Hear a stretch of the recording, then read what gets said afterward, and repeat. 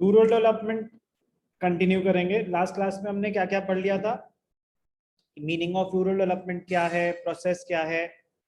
Infrastructure development में दो areas हमने पढ़े थे, rural credit and agricultural marketing. Second part of the chapter, diversification of agricultural activities. वो कह रहे हैं कि एग्रीकल्चरल सेक्टर ओवर क्राउडेड है, उसी को प्रमोट करने की जगह अगर हम डाइवर्सिफिकेशन पे भी साइमल्टेनियसली फोकस करें तो एम्प्लॉयमेंट ज्यादा जनरेट हो पाएगी। ध्यान से देखना, डाइवर्सिफिकेशन ऑफ एग्रीकल्चरल एक्टिविटीज का मीनिंग क्या है। डाइवर्सिफिकेशन मतलब डाइवर्सिफाई करने का मतलब होता है कि और रिलेटेड चीजें, आप जैसे हम इन्वेस्टमेंट्स को डाइवर्सिफाई करते हैं कि सारा पैसा इक्विटी मार्केट में मत डालो, कुछ एफडी करा लो, कुछ गोल्ड में इन्वेस्ट करो, कुछ रियल एस्टेट में इन्वेस्ट करो टू मिनिमाइज द रिस्क। ऐसे ही डाइवर्सिफिकेशन ऑफ एग्रीकल्चरल एक्टिविटीज करने के लिए बोलते हैं। What is the reason behind diversification? Agriculture plays a very important role in economic development. However, the vast majority of rural people work on land and there is a greater risk in depending only on agriculture. The need for diversification arises because, number one, there is a greater risk in depending exclusively on farming for livelihood. There is a greater risk in depending only exclusively on farming for livelihood. उस साल अगर favourable climatic condition नहीं हुई तो ये बहुत बड़ा reason है। To provide productive, sustainable livelihood options to rural people. दो रीजन, एक, there is a greater risk in depending exclusively on farming. Second, it provides productive, sustainable livelihood options to rural people. Reasons. What are the benefits of diversification? Much of the agricultural employment activities are concentrated in the Kharif season.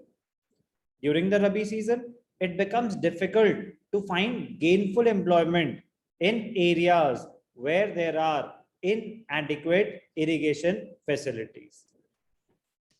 कह रहे majority employment होती है खरीफ season में, majority work होता है। रबी season में अगर आपके पास प्रॉपर इरिगेशन फैसिलिटीज है तो आप काम कर पाओगे, नहीं है तो नहीं कर पाओगे, तो काफी लोग खाली बैठे रहते हैं उस टाइम पे। So diversification into other sectors is essential to provide supplementary additional gainful employment. आपने क्रॉप सो कर रखे हैं, अब आप वेट कर रहे हो हार्वेस्टिंग सीजन का, तो उस टाइम आप खाली बैठे हो ना, तो क्या करोगे? ऑप्शन है supplementary gainful employment to enable them to earn higher levels of income and to enable rural people to overcome poverty and other troubles. तो benefits of diversification, reasons behind diversification, what are the various types of diversification? कह रहा है दो type की diversification है। एक तो diversification of crop production, आप डिफरेंट टाइप्स के क्रॉप्स बनाओ, मल्टी क्रॉपिंग करो सिंगल क्रॉपिंग की जगह, और डिफरेंट वेराइटीज ऑफ क्रॉप्स भी ग्रो करो। और एक है कि आप कोई और काम कर लो ना, जरूरी है क्या फार्मिंग ही करनी है? रिलेटेड एक्टिविटीज जहां मैनुअल लेबर इन्वॉल्व हो, स्मॉल स्केल पे काम हो जाए, वो कर लो। Diversification includes two aspects. Number one, diversification of crop production, change in the cropping pattern. Number two, diversification of productive activities, shift of workforce from agriculture to other allied activities and non-agriculture sectors.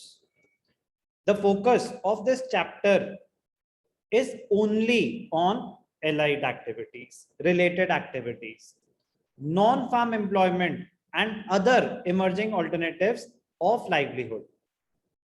Though there are many other options available for providing sustainable livelihoods in rural areas. Correct, और बहुत सारे option हैं, but हम इस chapter में सिर्फ और सिर्फ किस पे फोकस कर रहे हैं?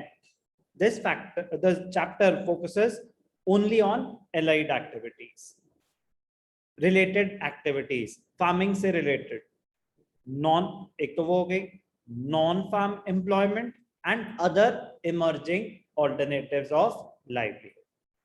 और बहुत सारे हैं, इस चैप्टर में हम सिर्फ और सिर्फ यही स्टडी करेंगे। एक डाइवर्सिफिकेशन ऑफ क्रॉप प्रोडक्शन और एक डाइवर्सिफिकेशन ऑफ प्रोडक्टिव एक्टिविटीज।